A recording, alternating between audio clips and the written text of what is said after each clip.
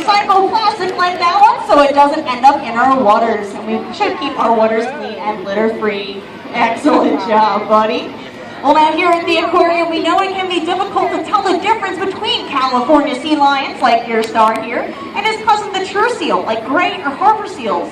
Well, with Java and Candace's help, we'll be pointing out some major differences for you. Now, one difference can be found in their necks. Sea lions have very long and flexible necks, and Candace is stretching his neck all the way up there.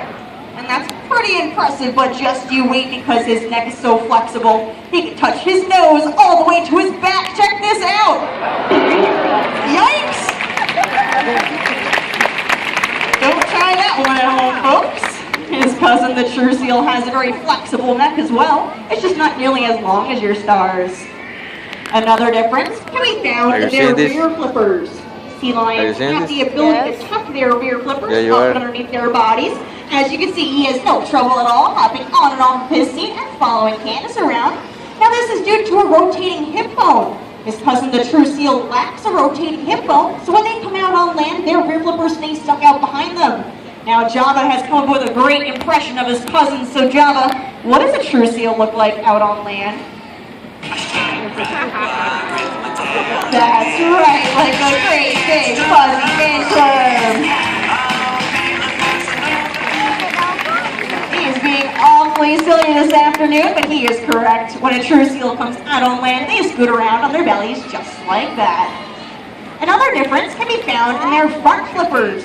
Sea lions have very large and powerful front flippers. He's giving you a great view of his right there. Now he uses these very powerful front flippers to help pull his body through the water when he swims. His cousin, the true seal, has much shorter front flippers, but they'll use to steer their bodies through the water rather than pull themselves like a sea lion. And one final difference can be found in their ears. If you take a close look at the side of Java's head, you'll notice he has small external ear flaps, and Candace is pointing one of those out for you. These are called pinnae. His cousin, the true seal, lacks these pinnae, and instead they just have a small opening behind each eye.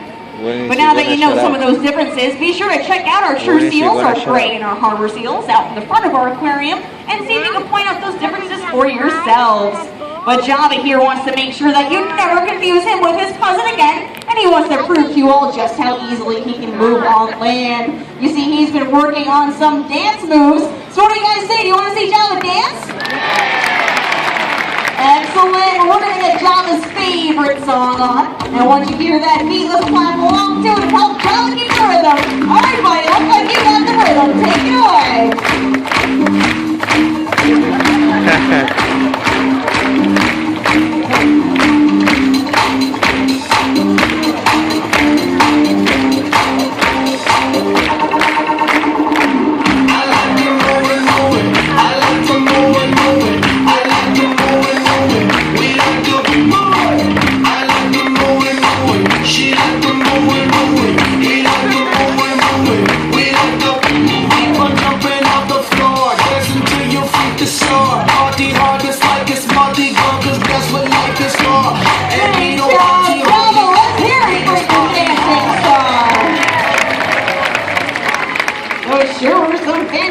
Moves, buddy.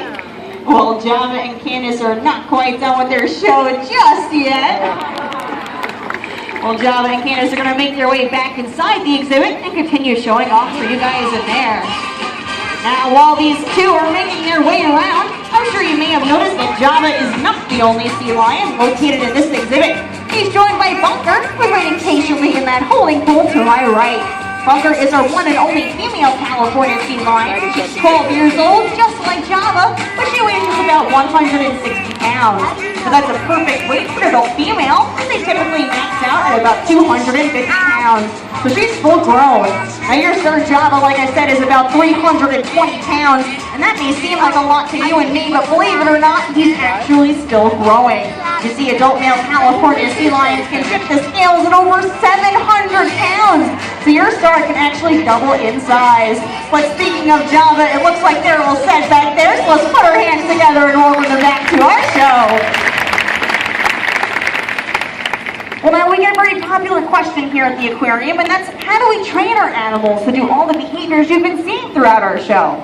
Oh, well, Java and Candace's help will be demonstrating this for you. Now, the very first behavior that Java learned how to do is something called targeting. What this means is he learned to place and hold his nose to our fist, just like they're showing you there. Once he's comfortable with that, we're able to transfer that targeting behavior to other objects, such as that red and white buoy on a stick called a target pole, or even that colorful ball suspended high above the water. We are then able to train our animals to follow these objects around, and from there we can shape really cool behaviors like jumping. You see that ball start at the surface of the water, but even able to raise it higher and higher over time to the level it's at right now, but I don't know, that's looking awfully high this afternoon. I think Java's going to need some help from his fans, so why don't we put our hands together and encourage him. All right, Java, give it a shot. Can you touch that ball? Lo topa. Great job, and what a splash. And you'll notice we're doing such a great job with that. Candace rewards him with lots of his favorite food. And what's a sea lion's favorite food? Fish, that's right. And that's called positive reinforcement, and that's how we train all of our animals here at the aquarium. Now, Java is a California sea lion, like I've been saying, and that species in the wild can be found all along the western coast of North America. As far south as the Baja Peninsula down in Mexico, and all the way up north to British Columbia in Canada. In the wild, they gather in very large groups called rookeries. And in these rookeries, they need to be very quick, very agile, and very brave, not only in the water, but also on land. So to end his show right, Java wants to prove to you all just how brave he is by making his way to the highest point of his exhibit. And he's off. And he made it up there with no problems at all.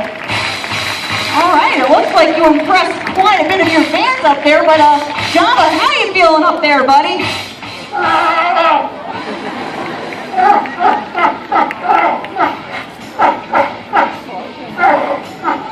Wow, that is excellent news!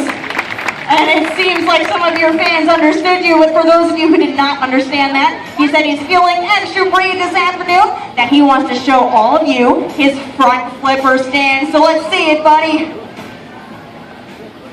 Wow.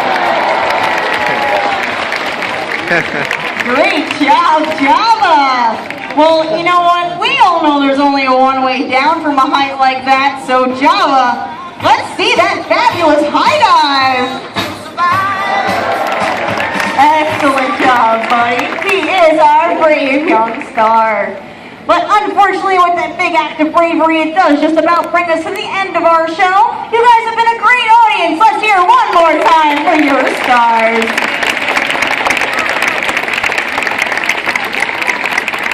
But on behalf of myself, your superstar Java, and his trainer Candace, thank you so much for joining us, and enjoy the rest of your day here at the Long Island Aquarium. Goodbye, everyone. Really? Once again, thank you so much for joining us. You're more than welcome to exit at Really? this That's time. it? That's it? Be sure to exit to your right to visit all of our indoor exhibits, and also be sure to check out the Riverhead Foundation, including our